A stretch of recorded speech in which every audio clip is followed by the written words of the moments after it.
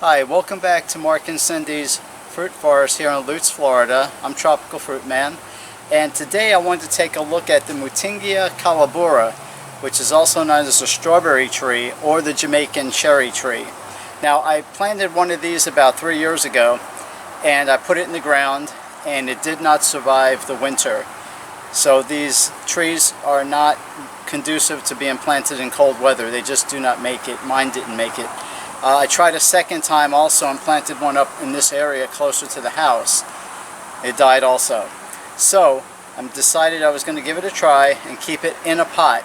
Now these do way better in the ground. The root systems want to spread out, and the tree is a fast grower. In a pot, I'm not sure what I'm going to get. But what I do know is for right now I do have some fruit on it, which I'm happy because I didn't even have this much fruit when I had it in the ground. So let's take a quick look. I just want to show you here. Here's one here that's nice and ripe and ready to eat. You got that, my lovely assistant? Yes. Okay. And that one's there. Here, we got some more over here. You see all of these up in here. And then over here, we've got some back here. And then we got a flower. I want to see if we can get this flower in here to show you what these flowers look like. Can you get the close-up of that? Okay, that's what the flowers look like. They call it a strawberry tree, if I'm not mistaken, because the flowers look like the regular strawberry fruit that grows. And that's why they call it a strawberry tree, although these berries are nothing like strawberries. But go ahead and pan on that and show the people I'm doing an air layering down there, and you can see the size pot that I have. Eventually I may have to move it up to a bigger pot. This is all an experiment. See, the thing about living here in Central Florida, these sensitive tropicals, it's hard to grow some of these because of the cold weather. So I'm going to keep it in the pot for a while, see what happens to it if it keeps surviving. But anyway, this tree's grown mainly widely in the tropics and subtropics around the world. It could be found in a lot of home gardens throughout South Florida. It's very popular throughout Southeast Asia, especially in the Philippines. But you don't find it widespread in commercial use in South Florida. The Jamaican cherry is indigenous to southern Mexico and Central America and tropical South America and the greater Antilles, St. Vincent and Trinidad. And it's really a beautiful tree, as you can tell. And I really like the fruit. We're going to taste that in a minute. But just a little bit about it as far as its care goes. The tree's not fussy when it comes to soil requirements, and it'll do really good in regular garden soil. I have a mixture in there of a little bit of potting mix and potting soil and garden soil, and it seems to be doing really good. I've got a decent amount of fruit on it. You have to be careful when you're watering the tree when it's young. Make sure not to overwater it. You don't want it to go completely dry either. The best method to follow is to water the plant when the top soil feels a little dry to the touch. As far as fertilizer goes, I basically use a 10-10-10 in this. I used recently a 8-3-9, I believe, and seems to be doing really good. And as far as pruning goes, basically what I would do is I don't want to prune this while it has fruit on it, so it really produces fruit in a warm environment year-round. We're here in Central Florida. When the weather starts getting cooler, it starts to taper off and stop producing for a few months. And then when the weather warms up, it starts producing again. So probably the best time to prune this is when you know there's not going to be any freeze coming, but then you still have some time in the very early spring where it has no fruit on it, and just to control the growth habit of it and get it to the desired shape that you like. But really good tree. Let me go ahead and take a look here. Pull this off. And here it is. Here is the Jamaican cherry, or the Mutingia Calabura strawberry fruit. And they say this thing tastes like cotton candy. So I've been eating a few off of this in the last month or so, and I can tell you that these things are delicious. The only problem I have with this is I wish that you could have like about 20, 30, 40 fruit at one time ripening at the same time to get a bowl of these, because the flavor is really out of this world. These things are really good tasting. I'm going to taste one here. I'm going to show you what the inside looks like. That didn't go so well. Very soft, very sweet, and it's got a cotton candy kind of taste to it. They really are delicious. It's really a great tree to have. They're low maintenance. They're really not hard to grow. Just keep it watered, get in some soil, and you're really good to go. So anyway, we'll keep you posted on this as far as how it's going to do in the pot. If anything changes, we'll let you know. I'll give you an update. Anyway, keep watching. Hit the subscribe button. Thumbs up if you like the video. And we'll come out with something here hopefully shortly, another video for you. And until then, keep growing and be blessed. Alright, just a quick update. And if you remember, a view from the last video here showed all the damage done by the freeze, and now here we are in the summer, July, can't remember what day this is, but it's the Sunday after the 4th. And here it is, planted more banana trees. We lost a lot of banana trees from Hurricane Ian, and then we lost some to the freeze, so I don't have a whole lot of bananas going on, but I did do a lot of replanting of some of the pups that came up.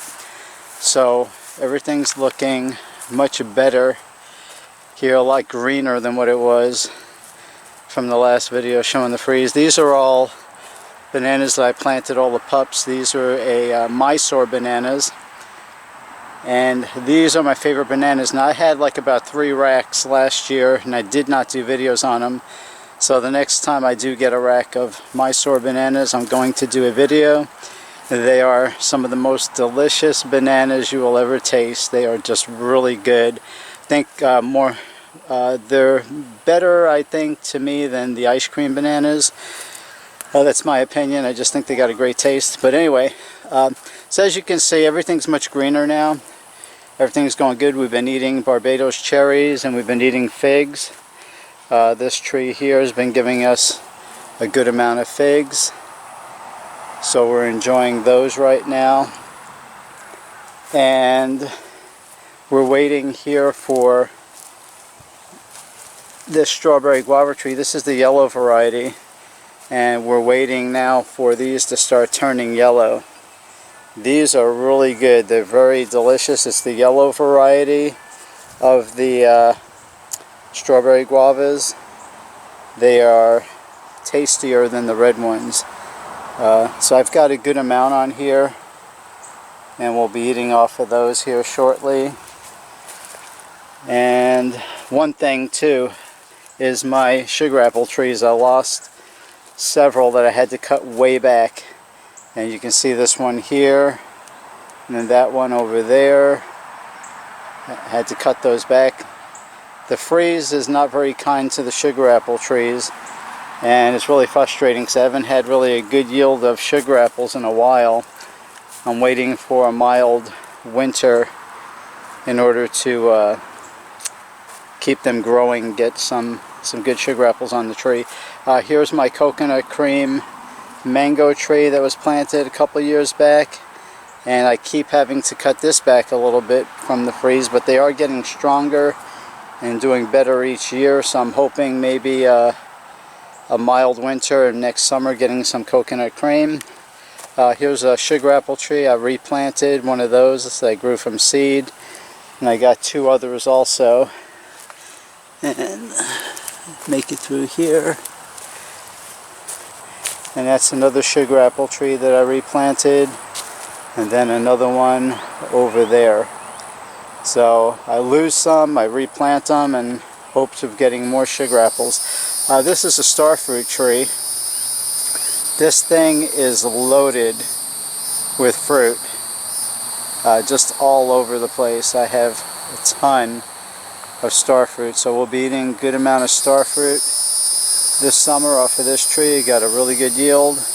Not a whole lot from these fig trees, but we do have the one fig tree that's been doing good. And here, get back over this way, is the Barbados cherry tree. And we've been getting, we had one yield and it started another yield here recently. So we're starting to eat off of this again. It's doing really well. A lot of good fruit on it. And what else do we have over here? Here is another passion fruit vine. I had to replant another one because the winter killed the last one. So starting all over with that again. And we have a cotton candy mango tree. This one also had to be cut back a little bit, but each year it gets stronger. And then the Cherry mango, the same thing here with that. So again, I have to keep cutting these back, and but they're getting stronger, and I'm hoping for a mild winter and to get some mangoes off of that next summer. Let's come over here, and here's my Mexican guava tree. We have a lot of guavas on this, doing good, waiting on those. Because of the weather pattern, they started late, so we'll be waiting for those to mature, hopefully by the end of the summer. And just want to show the other mangoes I have growing here. So these are the Pickering mangoes. I got about 6 of these right now. They should be ripening here very shortly, within the next 2 to 3 weeks at the very latest. So got some mangoes at least this year, luckily. And another Barbados cherry tree here. Not a whole lot of activity on this one. Could be possibly from too much shade from the mulberry tree, I'm not sure. But it does get a good sun on this side, a good amount of sun, but just not given a lot, not as much as the other tree. Anyway, also, just show one last fruit. I'll close out this video. I'm doing an air layering here on my sugar apple tree. This one here is the red variety. And I have 2 fruit on this, not a whole lot, don't know why, but show this one here. This here, let me take this off so we can get a good look at it. There we go. That is beautiful. That is the purple or the mauve sugar apple. I may do a video on that one. I've done a video on the green variety. And these are pretty tasty, but from what I can tell, it didn't have a whole lot of meat on the fruit. It wasn't as much. There's a lot more seeds than the green variety. But we'll give it another whirl and probably do a video on it just to get an idea. Anyway, that's what's going on here at Mark and Cindy's Food Forest in Lutz. And I hope you enjoyed the video, and we'll be getting back to you soon with more. And until then, keep growing and be blessed.